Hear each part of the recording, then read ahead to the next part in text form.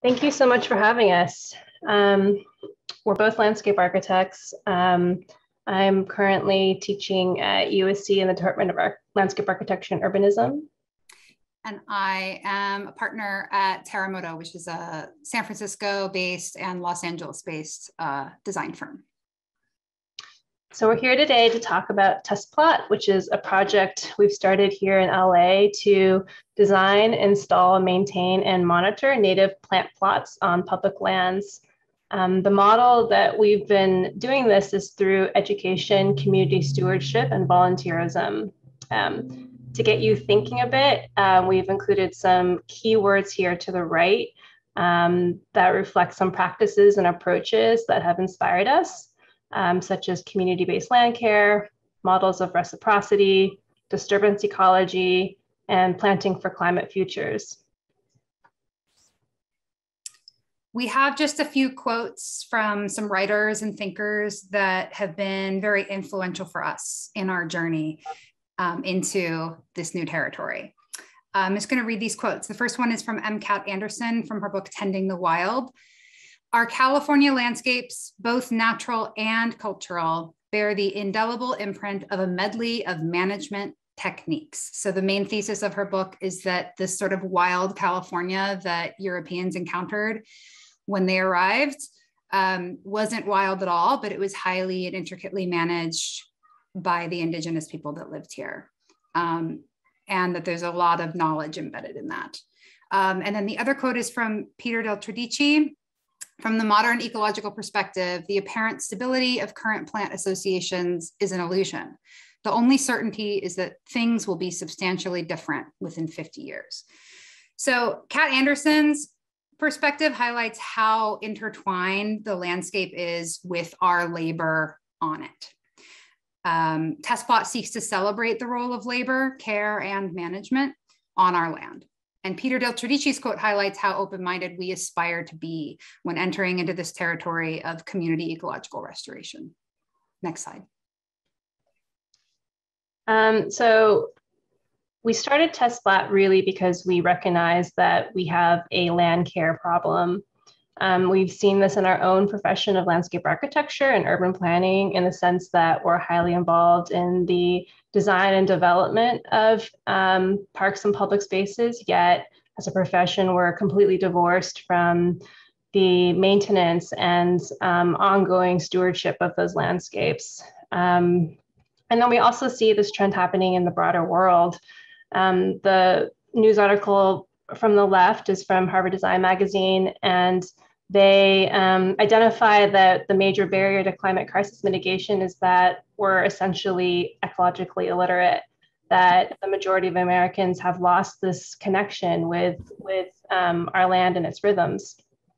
And so the article on the right is sort of an anecdote and one that we've also, been inspired by for a test plot, that this woman, she started talking a lot about how she dealt with her own climate anxiety by essentially becoming a park steward. And we see stewardship as really a simple idea to provide opportunities to connect back to the land and take over responsibility for land care. Who is Test Plot? So as Jen said, we're both landscape architects. Just a sidebar, we're really honored to be here today among so many successful scientists. We're not scientists, we dabble, but we rely on your expertise. So we're landscape architects, but we believe in the importance of collaboration and coordination. So we rely on local residents who we bring in to help be the caretakers and stewards. We rely on fellow landscape architects for information, teachers, students, ecologists who specialize mostly in restoration, but also general ecologists, soil scientists, gardeners, wildlife enthusiasts, also plant growers we see as valuable collaborators. And basically, we seek to break down the silos, much like this conference is doing, to maximize the sharing of knowledge all in the name of caring for and loving the land. And each site, a point that we'll touch on later, each site of test plot, there's 4 of them currently, has different partners based on land ownership and who the community caretakers are. So there's a lot of customization that happens and a lot of conversation and collaboration. We've started with some simple mantras, and these, continue to be guiding principles. I think the ones that I'll highlight are the idea of honoring and working with the seasons. That's something that's sometimes lost in Southern California, but especially when you think about maintenance of native plants, a seasonal response is much more effective than like a weekly or biweekly maintenance regime. I'll also say that the test means different things for each of the plots, but we're really trying to integrate a program of monitoring and evaluation through the partnership with USC and working with graduate students there. So this is just a map showing where we are, what we're talking about.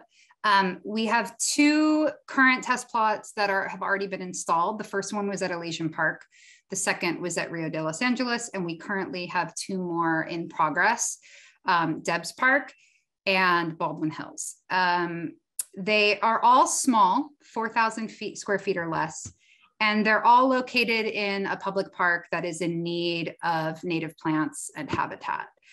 Just a quick side note, test plot was initially born out of a response to some of the work that was happening in Elysian Park, which is where the first test plot was installed. We were attending community meetings and trying to get involved in the park. And what we saw was that Rec and Parks was very cash strapped and stretched thin. They have a lot of massive problems in terms of public space, homelessness, graffiti, trash, broken irrigation systems, so many problems that they have to deal with that, a robust shrub layer was not high on their priority list. And so we saw an opportunity to step in and help out where they can. So the sites are all different. Some are on dusty hilltops, others are in the floodplain, and our vision is to keep growing the network to encourage individuals and communities all over LA to start their own test plots, to take caring for the land in their own hands and to help out.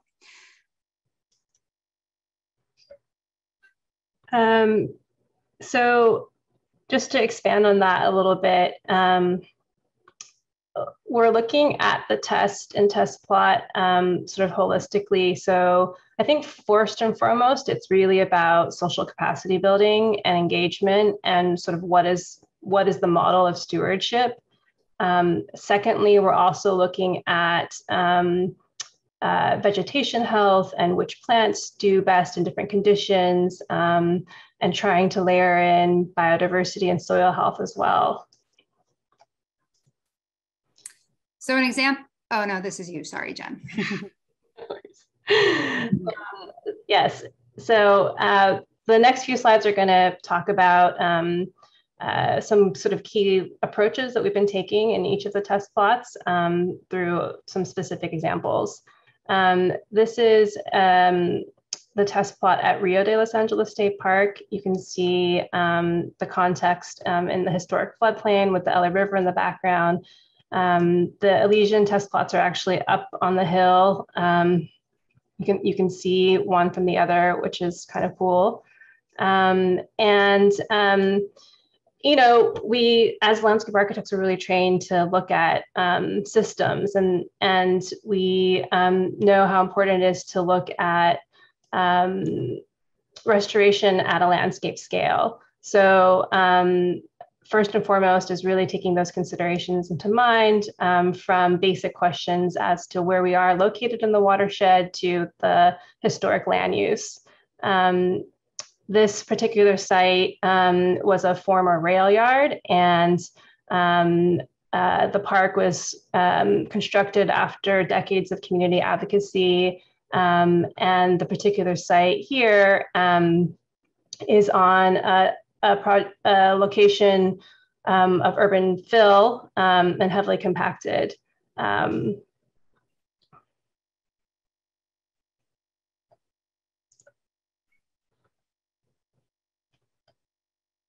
So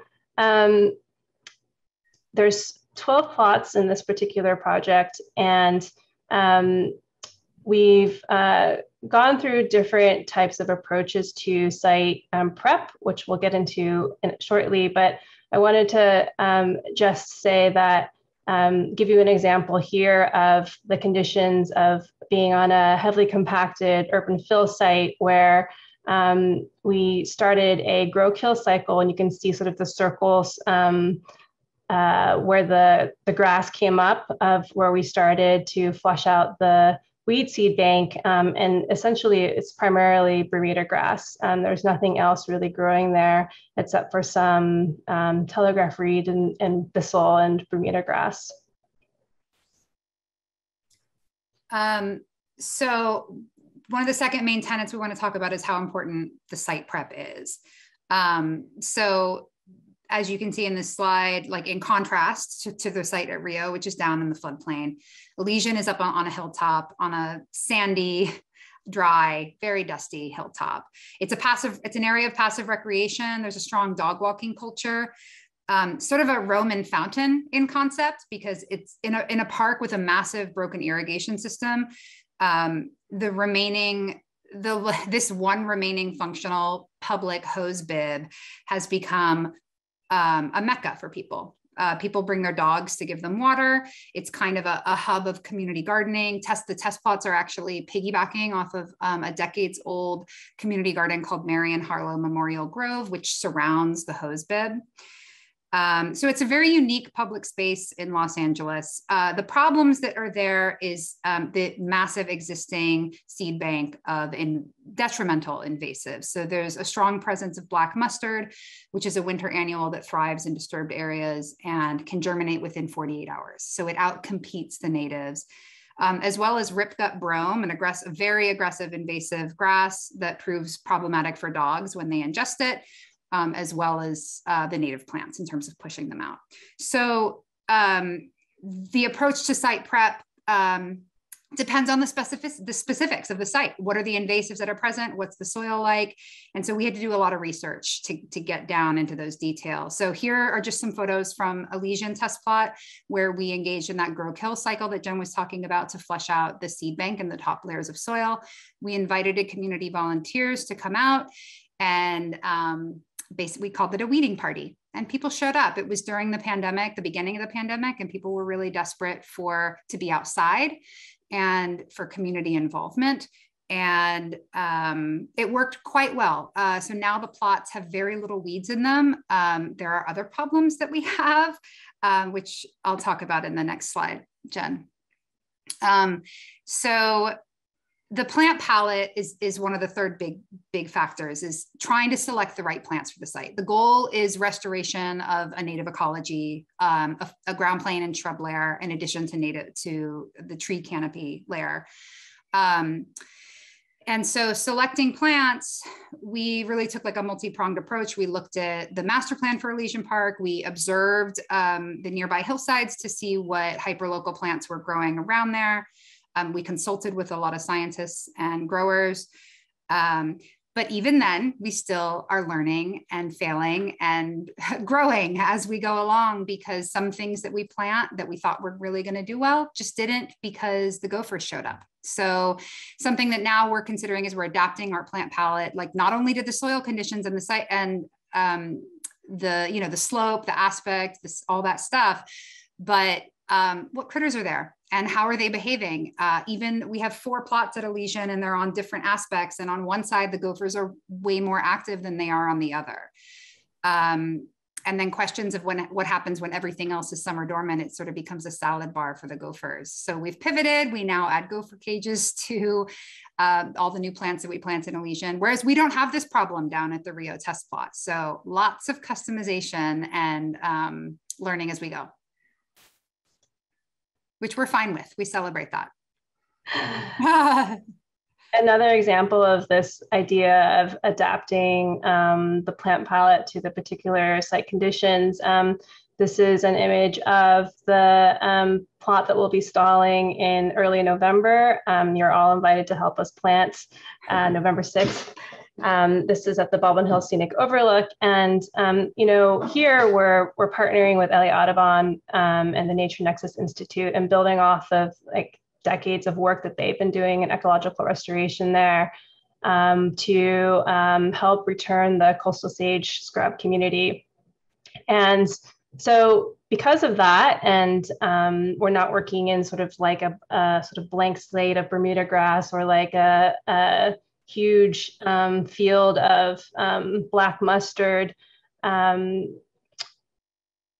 we're actually going to be experimenting a bit more in terms of planting for climate futures and looking at expanding the coastal sage scrub community to think about a plant palette that might be better adapted for hotter, drier climates, for heavier rainfall, precipitation events.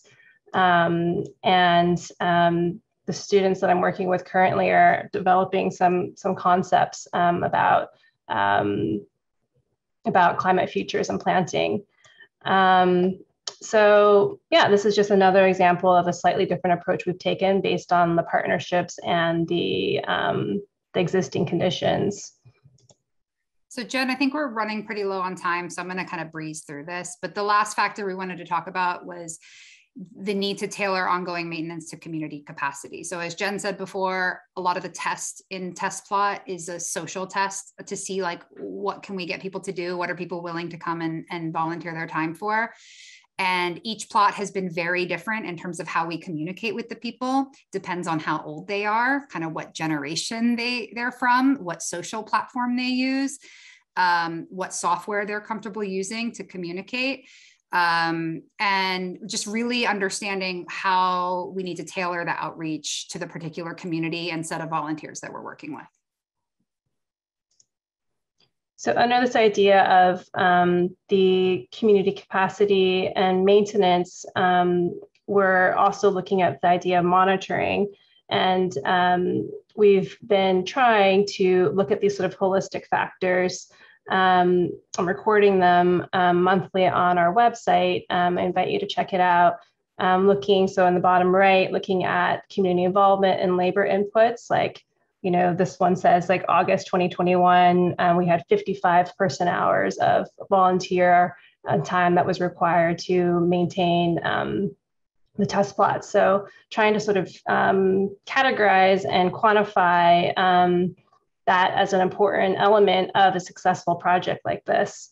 And then the other examples, the bottom left one is showing our soil analysis. We are taking soil samples and we've sent them for analysis at Wallace Labs.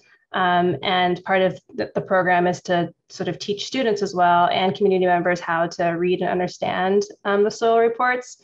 But in all honesty, we've, I think, relied less on that and more on sort of the native plant approaches to soil testing, which are to like do the cigar test and see, if you wet soil and you hold it and try and form a cigar, if it stays in its shape, it has clay, as an example, and infiltration by digging a hole and seeing how long it takes for water to percolate. And looking at sort of the overall health of the soil based on observations of what plants are doing well and thriving in the surrounding context. So, this is an area that we would love, support and advice on, to be honest. But we found that by using sort of those more practical gardening approaches to soil analysis and testing, it has actually worked out quite well for us and is a pretty easy way to bridge communication with residents. I'm not going to read all of this. I originally was, but in the name of time, I'm just going to read this last bit here. So the question is, why test plot? And the reason is because we think that the community engagement model is a really special way to address these kind of ecological, social, ecological and soil health problems, because of the healing that happens with both the land and with the people. I mean, we had volunteers, like I said, during the pandemic that told us that coming to Test Plot was their church when everything else was closed. And so this idea of reciprocity, we care for the land and the land cares for us, is an element of restoration that we would really like to make more prominent and get people excited about, this idea of stewardship and the celebration of the labor that actually needs to go into it. So to conclude, I would say that our dream is really that like test plots are forever and they're all over Los Angeles. And we'd love your input and advice on how to bring test plots to more communities. Thank you.